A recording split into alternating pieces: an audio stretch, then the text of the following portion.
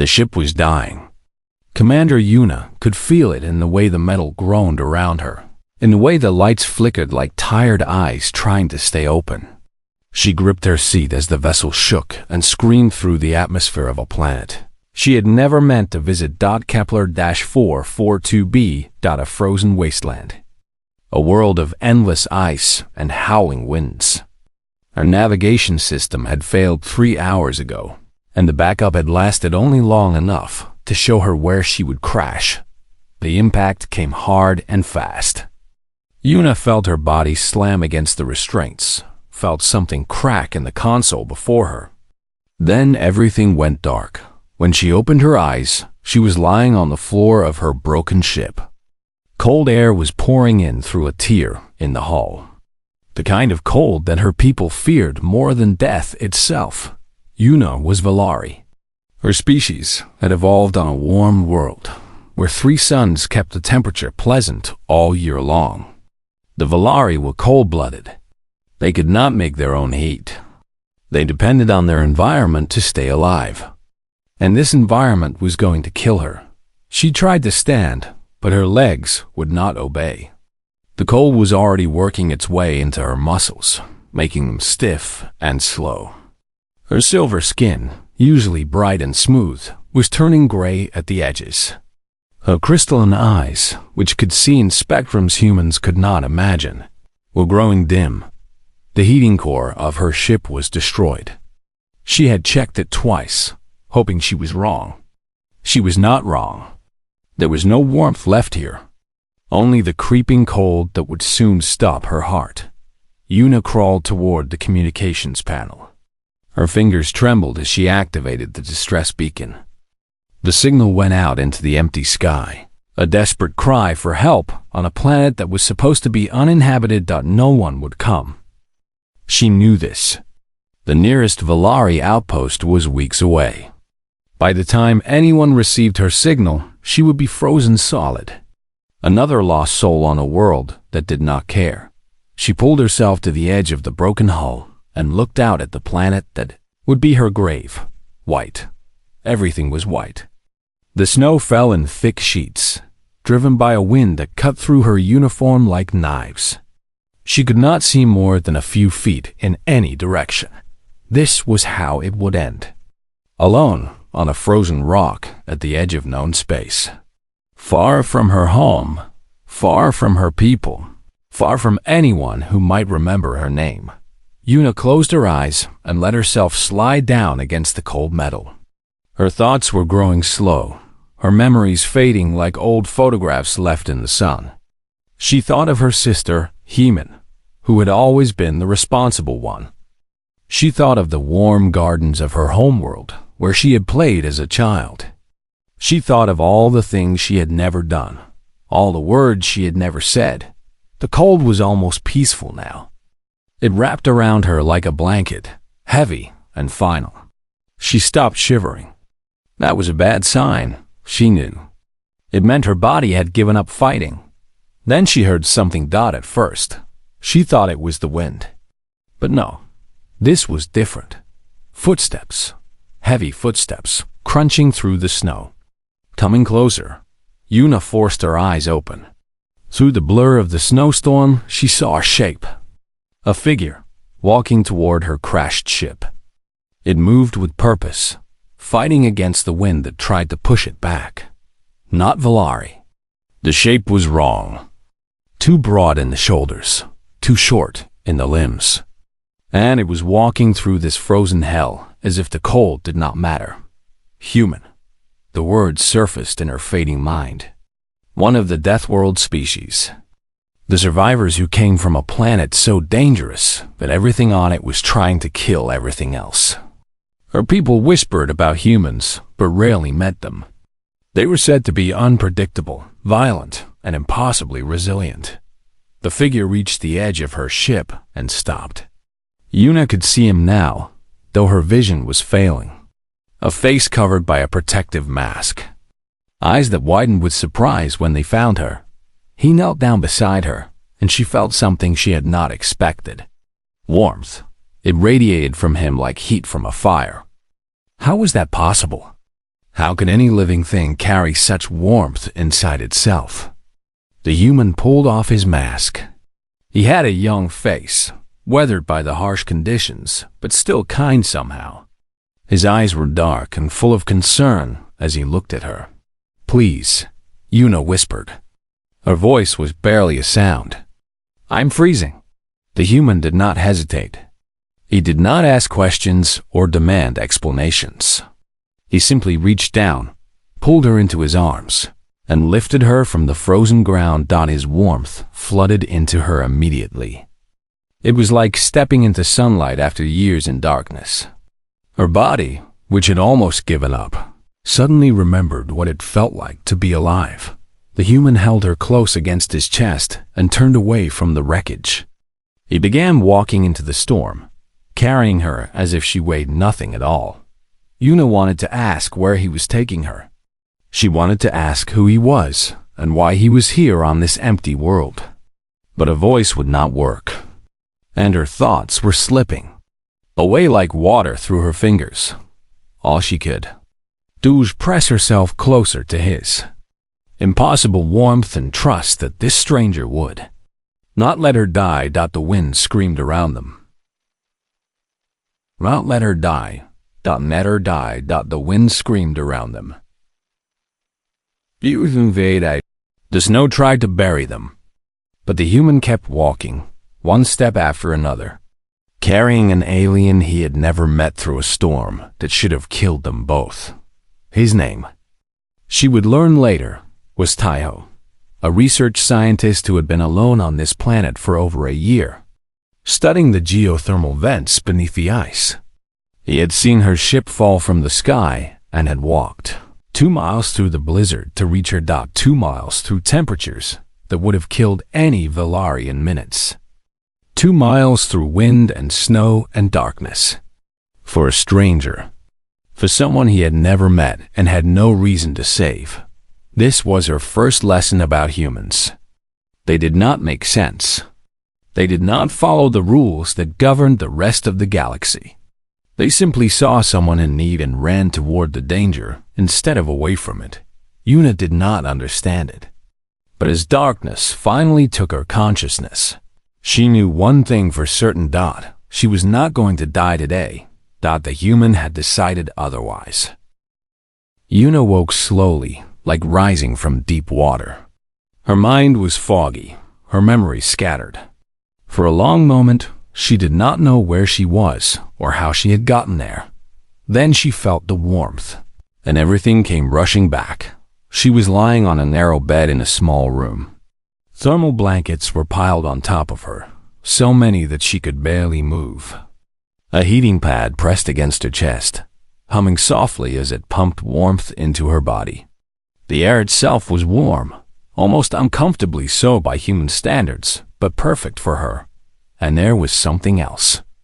A weight on the bed beside her. A presence. Yuna turned her head and found the human sitting in a chair next to the bed.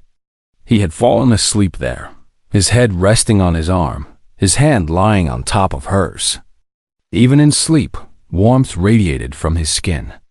It seeped into her fingers and traveled up her arm, spreading through her body like medicine. She stared at him for a long time. So this was a human. One of the legendary survivors from Earth, the death world that had produced the most stubborn species in the known galaxy. He looked so ordinary when he was sleeping. Soft brown hair, a face that was neither handsome nor ugly, just pleasant. There were dark circles under his eyes, as if he had not slept properly in a long time. He had carried her through a blizzard. He had brought her to this place and kept her alive through the night. And now he was sleeping beside her, his hand on hers, as if it were the most natural thing in the world. Among Yuna's people, such a thing would never happen. The Valari did not touch casually. Physical contact was reserved for family, for bonded partners, for moments of deep significance. A stranger would never lie beside another stranger, would never hold their hand while they slept. But humans were different. Yuna was beginning to understand this. She heard a sound from across the room. The human stirred, then opened his eyes. For a moment, he seemed confused. Then he saw that she was awake, and his face broke into a smile. "You made it," he said. His voice was rough from sleep, but warm like the rest of him. "I was worried. Your body temperature dropped really low. I thought I might lose you." Yuna tried to speak, but her throat was dry. The human seemed to understand. He stood up and walked to a small kitchen area, where he poured water into a cup and brought it back to her. "Small sips," he said. "Your system needs time to recover." She drank slowly, feeling the cool water travel down her throat. It was strange how good such a simple thing could feel. "Who are you?" she finally managed to ask. "My name is Taiho," the human said. "I'm a scientist. I study the geothermal activity under the ice. I've been stationed here for about 14 months now." "Alone?" "Alone." He shrugged as if this were nothing special. "The supply ship comes every few months. Otherwise, it's just me and the ice." Yuna looked around the small room. It was clearly designed for one person. A single bed, a small kitchen, a desk covered with papers and equipment. The walls were thin, and she could hear the wind still howling outside. This was not a place meant for guests. "Why did you save me?" she asked. Taeho looked surprised by the question. "What do you mean?" "You were dying. What else would I have done? You could have stayed here where it was safe. You could have ignored my signal. You risked your life walking through that storm, so..." He seemed genuinely confused. "You needed help." Yuna did not know how to respond to this. Among her people, such selflessness would require years of negotiation and contracts. Resources were carefully managed. Debts were tracked and repaid. No one did something for nothing, but this human had walked into a deadly storm for a stranger and did not seem to think it was unusual at all. "You're very strange," she said finally. Taiho laughed. It was a good sound, open and honest. "I've been called worse." He busied himself in the kitchen, and soon the small room filled with a delicious smell. He brought her a bowl of something warm and placed it in her hands. "Soup," he explained. "It's not fancy, but it will help you recover. Eat slowly." Yuna looked down at the bowl. The soup was simple, just vegetables and some kind of grain in a clear broth. But it was warm, and that was what mattered. She ate while Taiho explained her situation. Her ship was destroyed beyond repair. His communication equipment was not strong enough to reach Volari space. The supply ship was expected in 3 weeks. Until then, they were stuck here together. "I don't have much food," he admitted. "I was only expecting to feed myself. But we can make it work if we're careful." "You would share your food with me?" "Of course." He said it as if the answer were obvious. What kind of person would let someone starve? There it was again.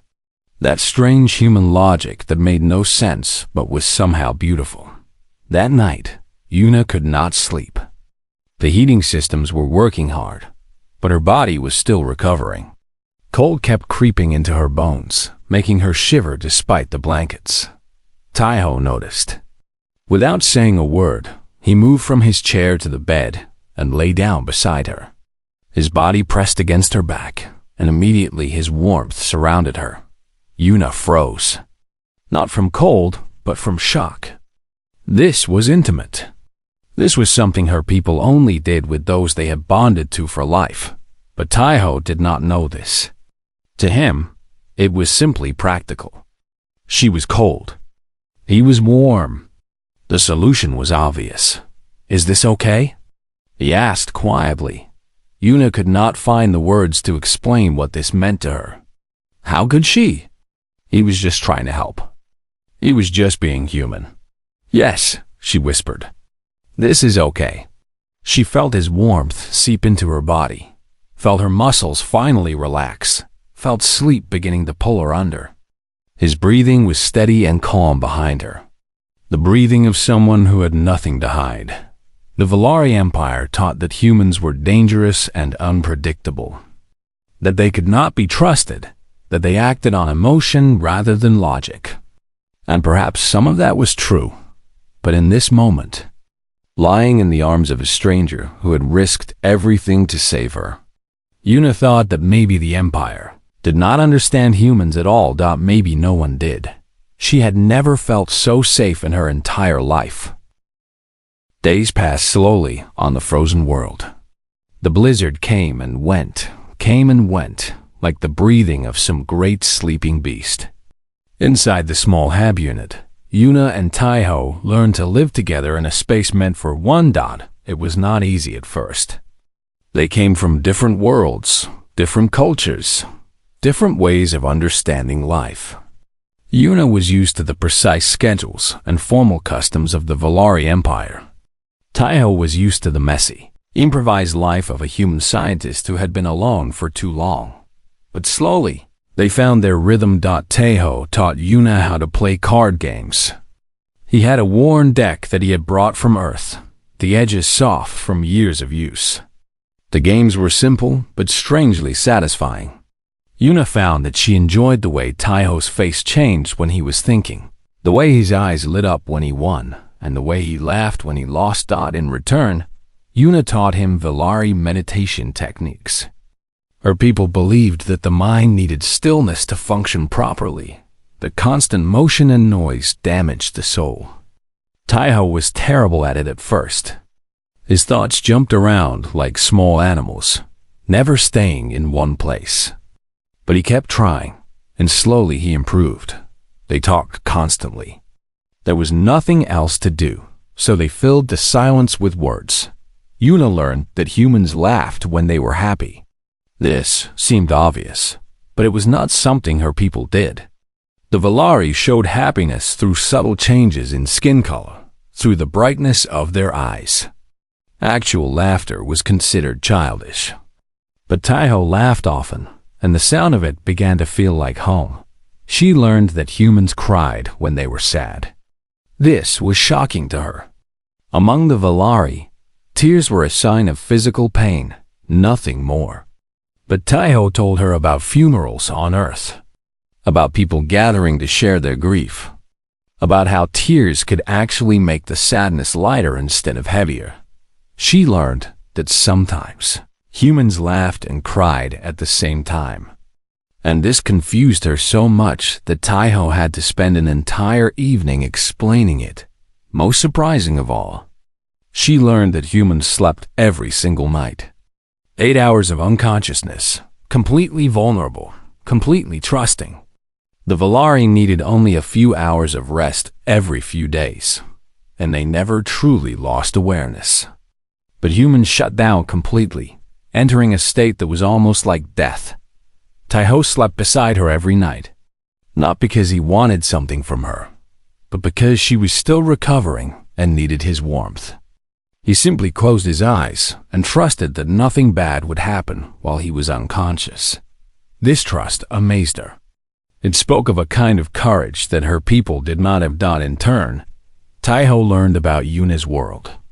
He learned that the Valari lived for centuries, but rarely formed deep connections. Their long lives made them cautious with their hearts. Why invest in a relationship that would eventually end? Better to stay distant, to stay safe. He learned that Yuna had joined the survey fleet to escape an arranged marriage. Her family had wanted her to bond with a powerful politician, a male she had never met and did not love. The marriage would have been good for her family's standing, but terrible for her soul. So she had run as far and as fast as she could. "That's brave," Taiho said when she told him this. "Or foolish," she replied. "Sometimes they're the same thing." He told her about his own escape. He had come to this frozen planet because he needed to be alone, needed space to think. Before this, he had lived on a station with a woman named Minji. They had been together for years, planning a future, building a life. Then she had gotten sick, the kind of sick that medicine could not fix. He had watched her fade away over months, had held her hand at the end. After she was gone, he could not stay. Every corner of the station reminded him of her. Every face reminded him of what he had lost. So he had applied for the most isolated posting he could find and had run away to a world of ice and silence. "Sometimes I think I came here to freeze," he admitted one night. "Not my body, my heart. I thought if I was cold enough, I would stop feeling." Yuna understood this better than she expected. "Did it work?" "I thought it did." He looked at her, and something shifted in his eyes. "Then you fell from the sky." The weeks continued. Their food supply grew thinner, but Taiho never complained. He simply made the portions smaller and found ways to make the meals taste better with the few spices he had. He always gave Yuna the larger share, even when she protested that she grew stronger. Her skin returned to its normal silver brightness. Her eyes regained their crystalline clarity. But she found herself in no hurry to recover fully. When she was well, the supply ship would come, and she would have to leave. The thought of leaving made her chest feel tight. One evening, she was watching Taiho work at his desk. He was reviewing data from the geothermal sensors, his brow furrowed in concentration. He did not know she was watching. He was simply being himself, doing the work that gave his life meaning. And Yuna realized, with a shock that traveled through her entire body, that she did not want to go among her people. Touch between non-mates was deeply intimate. A hand on an arm, a body pressed close for warmth, lying beside someone through the night. These things had meaning, weight, significance. Taiho did not know this. He did not know that by Valari customs, he had been courting her since the first night. He did not know that every touch, every moment of shared warmth had been building something between them. Or did he? Yuna thought about the way he looked at her sometimes. The way his voice softened when he spoke to her. The way he always made sure she was comfortable before he thought of himself. Maybe humans expressed these things differently. Maybe what she saw as casual kindness was actually something more. She did not know. She was afraid to ask. Because if she asked, and he said no, she would have to face the truth that she had fallen for someone who could never feel the same. And if he said yes, that was almost more frightening, because then she would have to make a choice. Her duty to the Empire or the warmth of a human who had pulled her from the cold. She was not ready for that choice. Not yet. So she said nothing. And the days continued to pass, and the supply ship grew closer with every hour. The supply ship arrived on a clear morning, when the wind had finally stopped and the sky was bright with distant stars. Yuna heard it before she saw it, a deep rumble that shook the walls of the hab unit and made her heart sink into her stomach. She had known this day was coming. She had counted the days, dreaded each one as it passed. But somehow, she had convinced herself that she had more time. She did not have more time.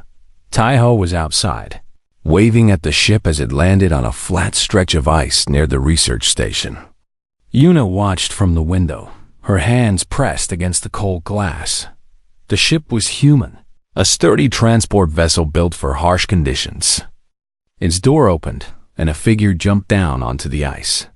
A woman, young and energetic, with short black hair and a bright smile that seemed completely out of place on this frozen world. Her name was Jiwoo. She was the pilot who brought supplies to the research station scattered across the sector. Taiho had mentioned her a few times, always with fondness. She was one of the few connections he had to the outside world. Yuna watched as Jiwoo ran toward Taiho and threw her arms around him in a hug. Humans did that, she had learned. They touched each other freely, hugged friends and strangers alike, as if physical contact meant nothing at all. But it did mean something. Yuna knew that now. It meant connection, belonging, warmth. It meant you are not alone. The two humans walked toward the hab unit, talking and laughing. Yuna stepped back from the window and tried to compose herself. She was a commander of the Valari Imperial Survey Fleet. She had faced dangers that would have broken lesser beings. She could face this. The door opened and cold air rushed in, followed by Taiho and Jiwoo. The pilot stopped in her tracks when she saw Yuna, her eyes going wide.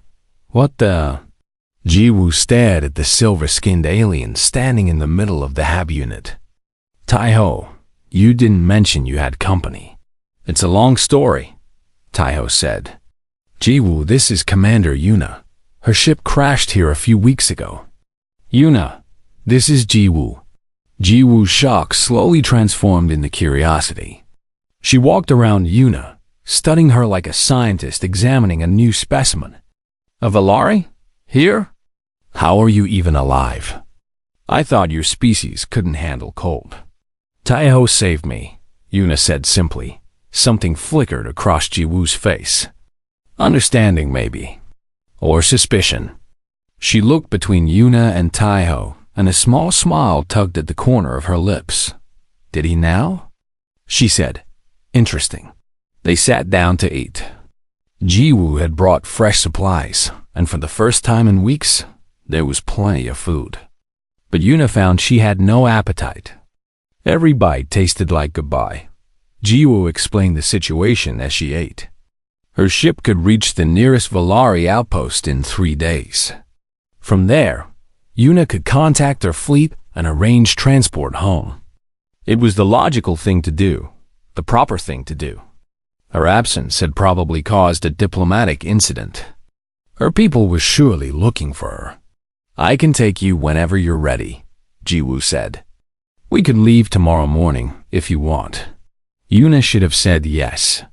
Every duty, every obligation, every rule she had ever learned demanded that she say yes. I need more time to recover, she heard herself say. My system is still not fully stable. It was a lie. She was fully recovered. She had been fully recovered for days. But the words came out anyway, and Jiwoo accepted them with a knowing look that made Yuna's cheeks warm. Of course, the pilot said. No rush. I can stay for a day or two, help Taiho with the equipment. Just let me know when you're ready. That night, Jiwoo slept in the ship, giving Yuna and Taiho privacy in the hab unit. The silence between them was heavy with unspoken words. Yuna could not sleep. She lay in the narrow bed, staring at the ceiling, listening to Taiho breathe beside her. In a day or two, she would leave. She would return to her old life, her old duties, her old loneliness. This strange interlude on a frozen world would become just a memory, but she did not want it to be a memory. She wanted it to be her life. Quietly, she got up and walked to the door.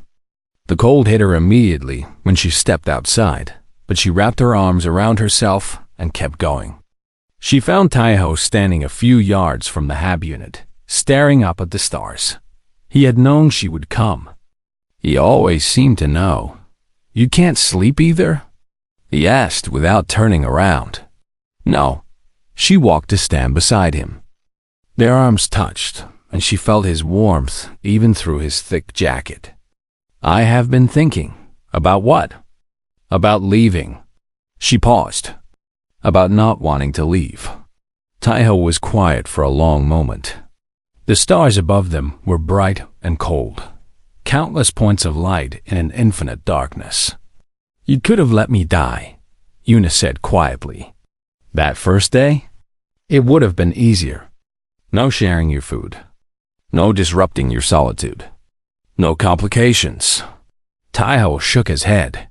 No, it wouldn't have been easier. Why not? He turned to look at her. In the starlight, his human face seemed almost alien, soft and warm and full of emotions that she was only beginning to understand. Because I was freezing too, he said. Just a different kind of cold. I came here to escape, to stop feeling, to let my heart turn to ice. And it was working. I was becoming numb. I was becoming nothing. He reached out and took her hand. His fingers were warm against her cool skin. Then you fell from the sky, he continued. And I had to feel again. I had to care again.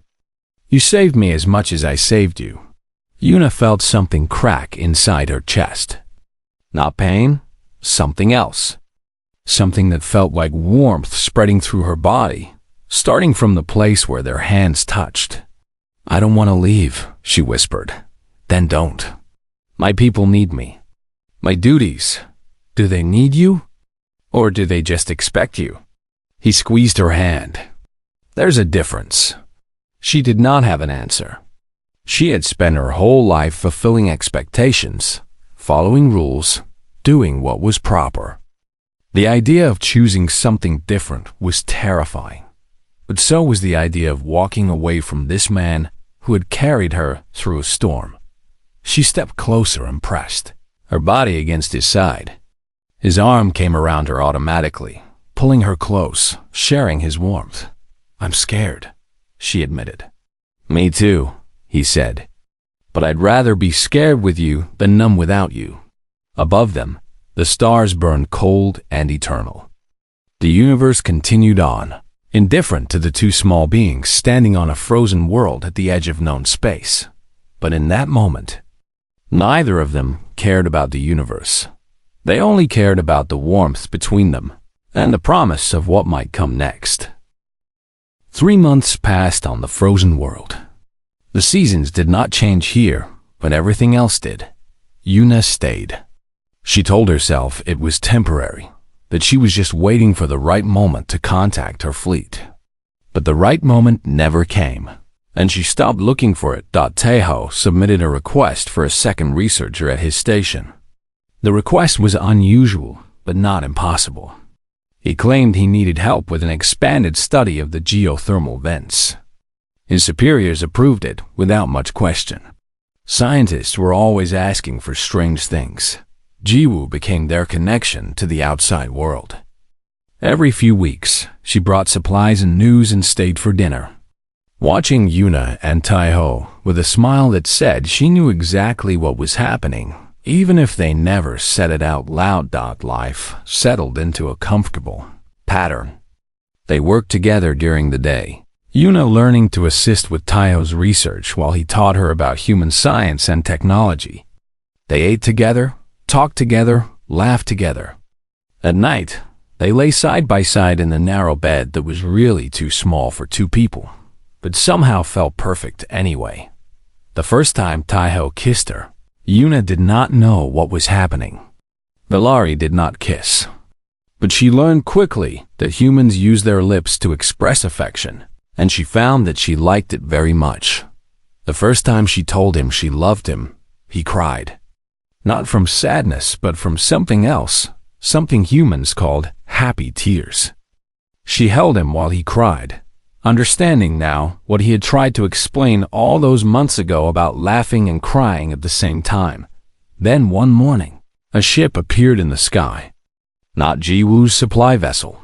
Something larger, sleeker, marked with symbols that made Yuna's heart stop. A Valari diplomatic vessel. Yuna was standing outside when it landed. Tejo came to stand beside her, his hand finding hers without hesitation. It was going to happen eventually, he said quietly. I know. Whatever comes next, I'm with you. She squeezed his hand. I know that too. The ship's door opened, and a figure stepped out onto the ice. Tall, silver-skinned, with crystalline eyes that shone like diamonds in the pale light. She moved with the grace and authority of someone who had spent her whole life being obeyed. Hyman, Yuna's elder sister. Ambassador to the Empire. The most powerful member of their family. She stopped a few feet away, her eyes moving from Yuna to Tejo to their joined hands. Her expression revealed nothing. Sister, Yuna said. It has been a long time. 3 months, Hyman replied. Her voice was cool and controlled. 3 months since your ship disappeared. 3 months since the Empire began searching every corner of known space for you.